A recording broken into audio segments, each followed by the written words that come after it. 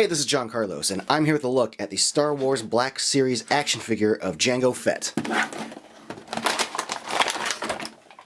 This is a very solid release from Hasbro. There's a lot of stuff going on with this figure as far as like straps going around its leg and tubing coming from the arms.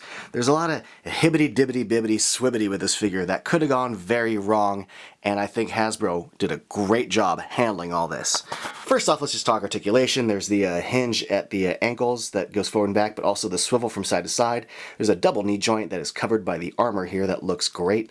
You can see there that the knee pad just sort of covers that up. There's a mid-thigh cut that goes underneath those straps. The straps go around the leg. They're not attached to the leg, so you still get the mid-thigh swivel. You also get a swivel at the torso there. You also get the articulation at the legs. And shoulders, surprisingly strong. I thought these little shoulder pads would be a problem, but man, they go all the way up across like that. It tucks right into the shoulder.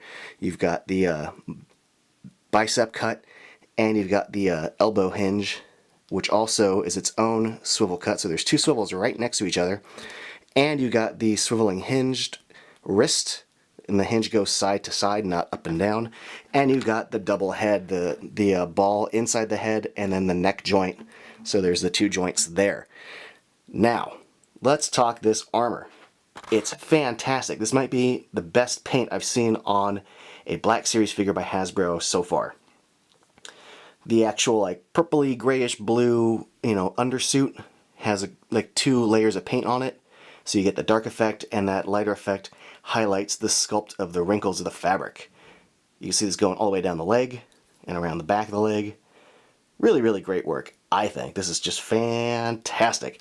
Then you get to the armor itself and the use of silver paint and then this dark gray paint over it to give it a kind of tarnished, dirty metallic look. Reads really, really well. So fantastic job on the paint from Hasbro's part. This is such impressive work for them, especially compared to some of the more basic stuff we've seen from them, especially from the beginning of the Force Awakens figures, like that Poe figure, or that original Rey face. And then you get to all the other elements, just like the black paint on the shoes, and the dark gray chest outfit that's underneath the armor, and it's got its own sculpted wrinkles, so that's great. A lot of good little details, like on his little gauntlet here. And you get to the paint on his head, which is decent. It's a decent face sculpt, too. I think they did a pretty good job with this.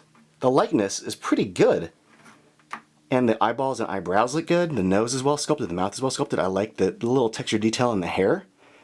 It's great. And the backpack's great, too. I always dug this rocket pack when they showed it in Attack of the Clones. I thought it was such a cool design. And I think the sculpt of it here is just great. And the paint of the dark blue and light blue elements follows the sculpt really good. It's really, really clean. In fact, everything on this figure is really, really clean. There's no like stray paint for me to complain about. Now let's talk about some of the added elements. Like the straps that go over the legs here. Don't really limit the range of motion that I thought it would. Like you can still get the legs to swing forward and back quite a bit.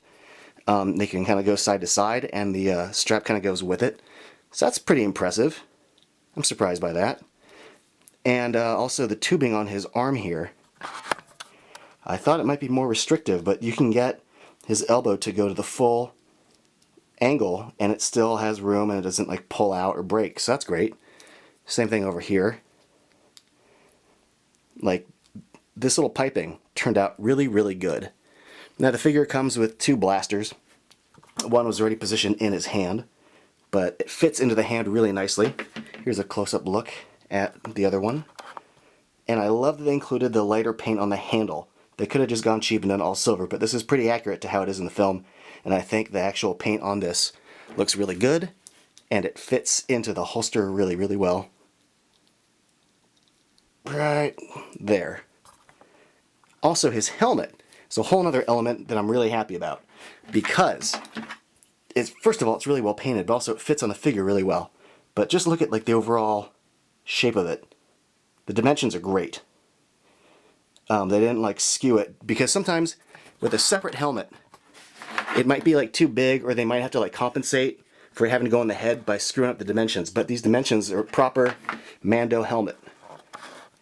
And the paint on it's just great. I like the black, the blues, really clean. Like look how well the lines follow. It's pretty solid.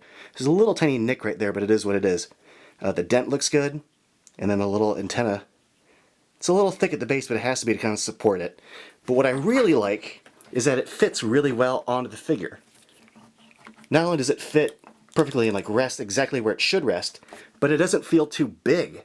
Because it could if it was like too big to fit over the head, but the head doesn't feel small, and the helmet doesn't feel big. Like, it's perfect dimensions, so Hasbro did a great job with this. I should also point out that the backpack is removable, and it attaches really easily.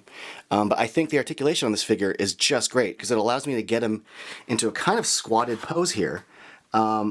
And then to get him to kind of balance out, I have to lean him forward, which also gives him an action-y pose. But with the head articulation, his head isn't forced to look down. I can still get his head to pivot up. So articulation on this is really strong, all things considered. There's not a lot of limitations. He looks just rad. I've always liked the design of Jango Fett. Say what you want about Attack of the Clones, but I love Mando armor.